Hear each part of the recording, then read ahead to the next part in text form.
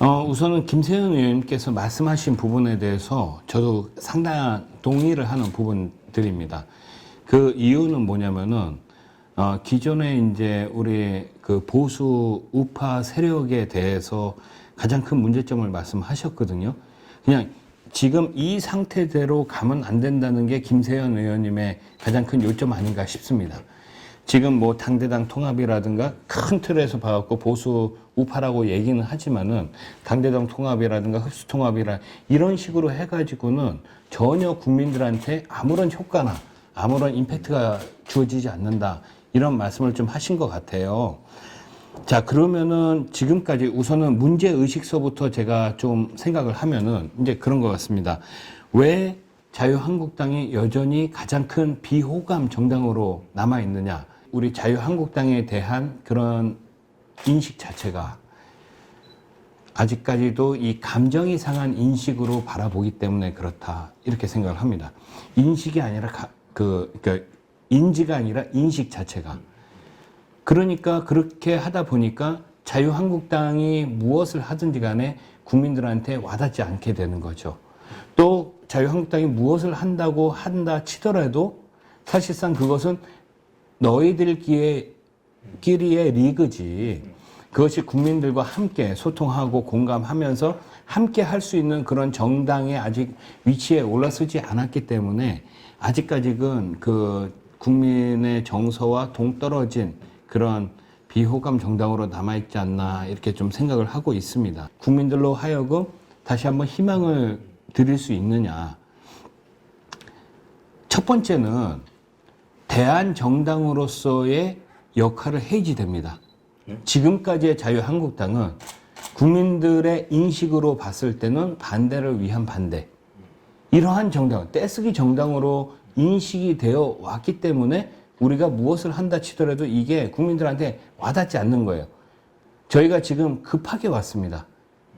조금 더 스텝을 가지고 생각을 가지고 국민들한테 앞으로 나아갈 때 그 앞으로 나아간다면 시간이 조금 걸리더라도 좀 설명을 드려야지 됩니다.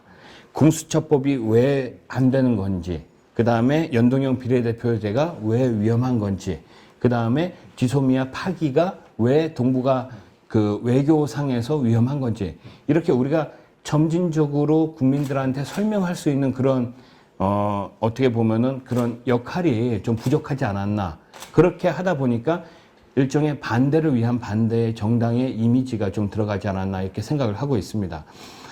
또 하나는 결국은 국민들의 사랑을 얻기 위해서는 결국은 국민들로 하여금 저희가 이 자유한국당에서 국민들에게 감동을 전해줘야지 되는데 과연 무엇으로 지금 3년 동안에 국민들에게 감동을 주었느냐 이렇게 반문했을 때 사실상 저도 그렇게 크게 드릴 말씀이 없습니다.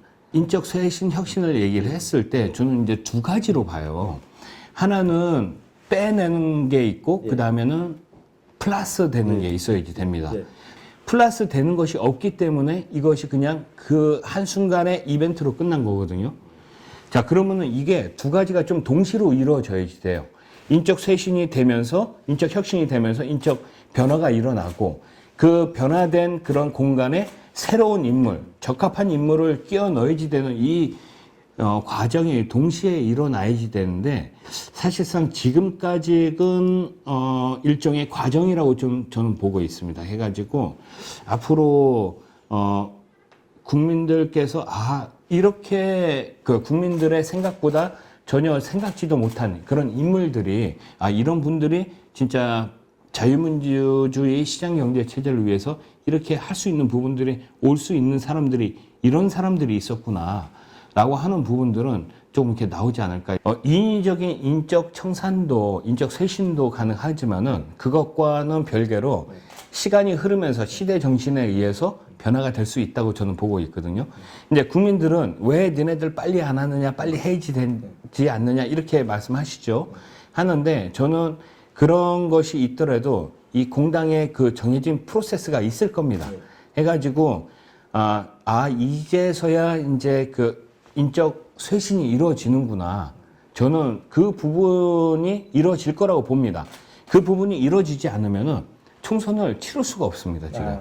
저희가 좀 단계를 밟아가면서, 절차를 밟아가면서 그렇게 좀 진행되고 있다고 그렇게 이해해 주시면 되지 않을까. 제가 이제 우리 저 정당 생활을 하면서 국회의원으로 하면서 그러니까 비단 우리 국회뿐만이 아니라 그러니까 자유한국당뿐만 아니라 국회가 왜 이렇게 국민들로부터 신뢰를 받지 못할까.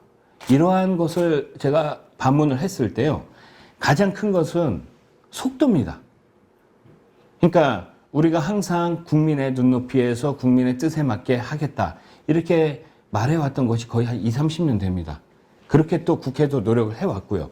그런데 가장 큰 문제는 그 속도를 못 쫓아가는 겁니다.